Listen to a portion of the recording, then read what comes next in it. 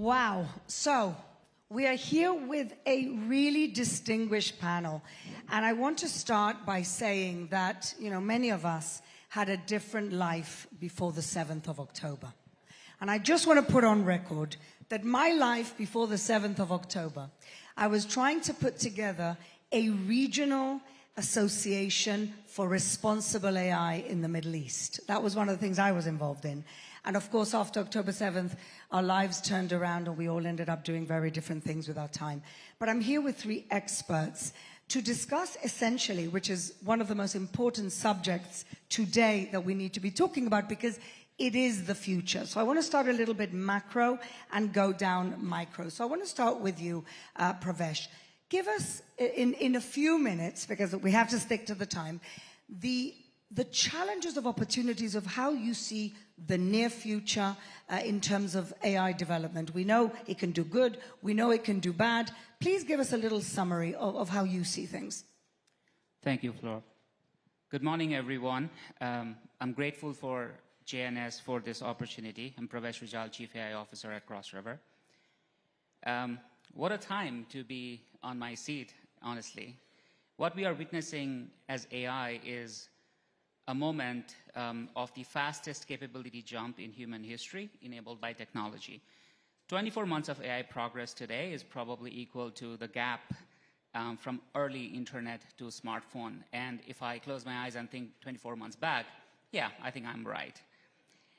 AI is the first technology that creates and concentrates wealth and capabilities simultaneously. Now, with a speed that human cognition finds very hard to realize. I think that is true, and that is what we are kind of seeing. So the tension really is not AI versus human. It kind of boils down to speed and collapsing cost structure versus accountability. I think that is what we will be seeing, and that is what will define the next few years. And bridging that gap is going to be our generation's biggest challenge. Well, I'm glad we're talking about it today. Dr. Navon, you are both a scientist in AI, one of the founding engineers of Mobileye, and you're also a rabbi. So the work I was involved in before October 7th was all about guardrails, using our wisdom, our Torah wisdom, or our Abrahamic values to shape how the future, how we go into this crazy, unknown AI future.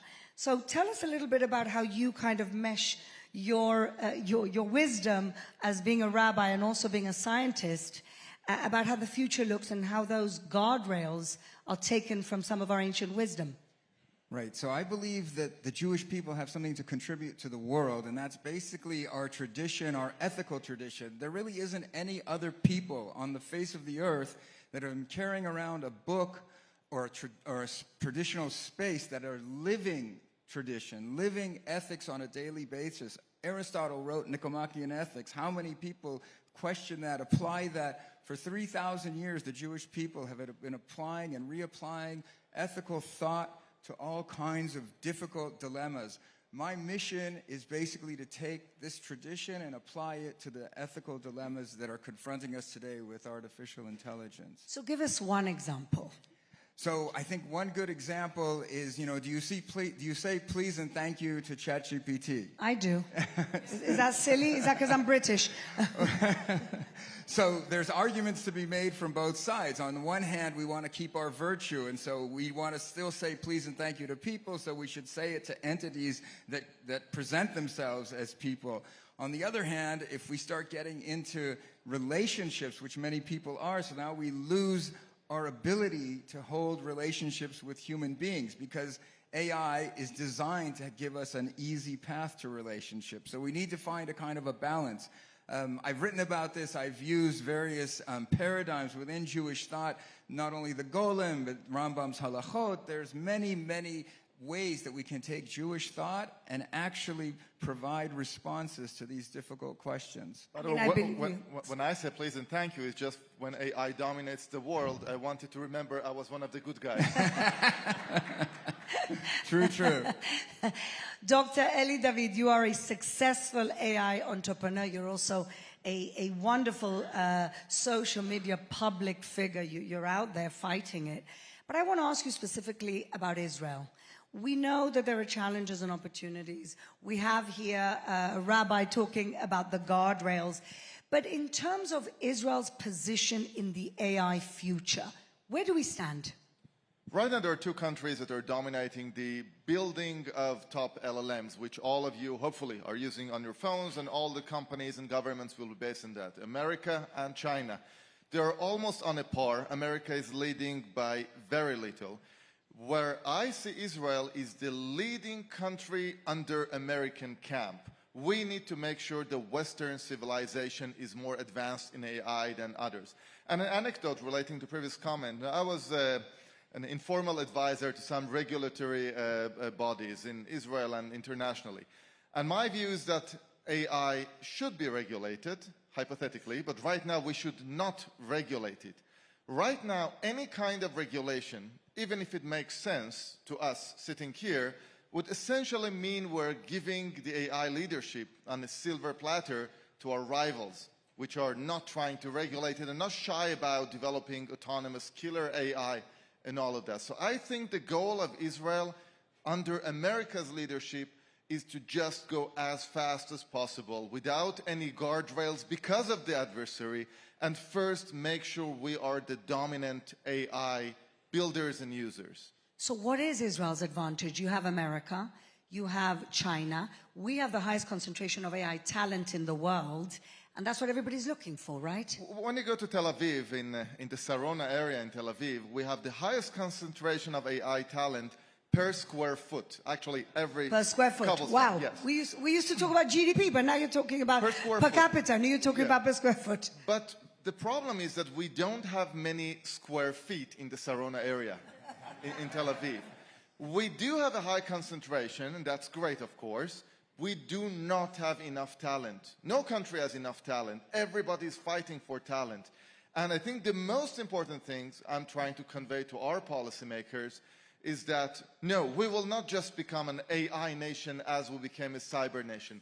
We need to fight for talent. And fighting for talent is not wasting taxpayer money on some government spending. Government spending is almost always bad.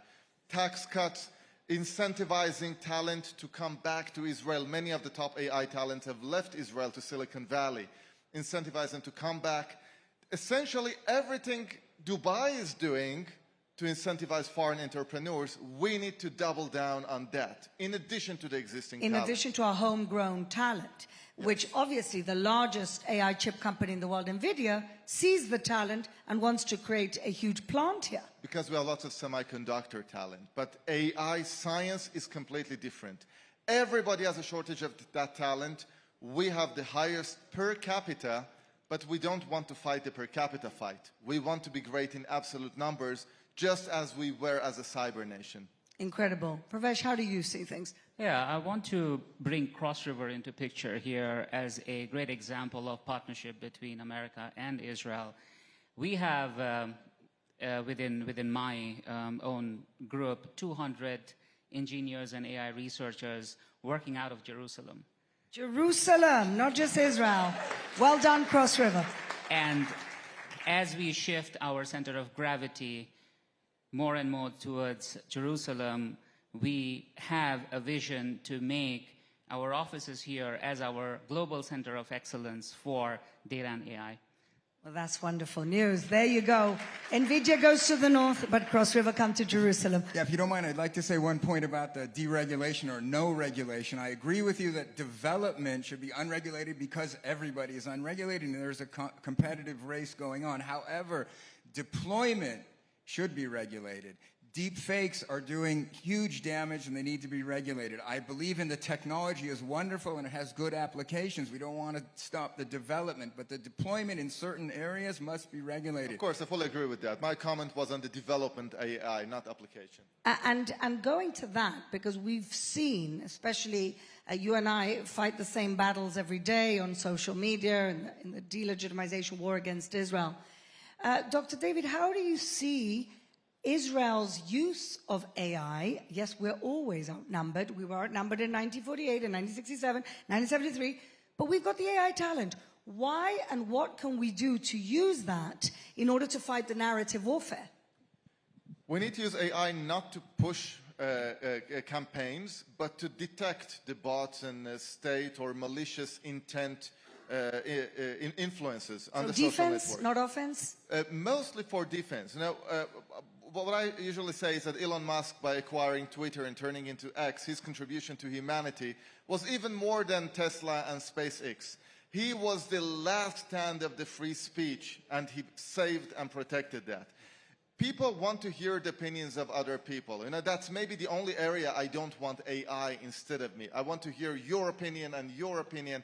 And today we have many of the bots that they push state-sponsored malicious intent. Suddenly you see out of nowhere a synchronized campaign trying to divide Israel and the US. We need to detect those, to highlight them so that the free speech would be of humans. We can disagree, we can have completely opposite opinions as long as these are real individuals. And Elon Musk is doing a great job fighting that on X2. He's trying to discover the fake, you're saying? Yes, and his head of product, Nikita Bear, he's just on a crusade to dismantle all the bots and the fake campaigns and demonetize them, to suspend their accounts. He's doing a great job. I think having X as the marketplace of ideas, as is the vision of Elon Musk, is huge for the Western civilization and the preservation of free speech. That's amazing. Pravesh, you know, Cross River has revolutionized banking in so many ways, and we've been seeing it here for many years. How do you see the future for the banking that you do with AI and, of course, the risks that that involves? We have ambitions of global expansion, and really what is fueling it is our AI-first stance on everything that we do. At Cross River, and I think both of you will agree, we have a philosophy that humans always need to control the machine while machine controls the throughput. It's like driving a car, right? You control the machine, but machine controls the throughput.